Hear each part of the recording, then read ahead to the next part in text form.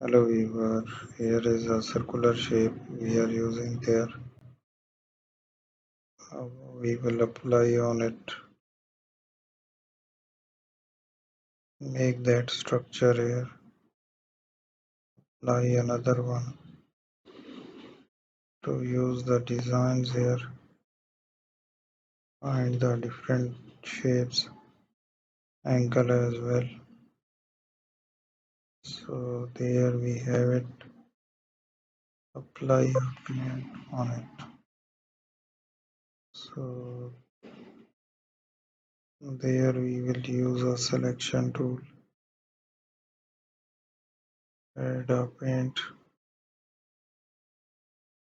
use another designs. Thank you for watching my video. Don't forget to subscribe.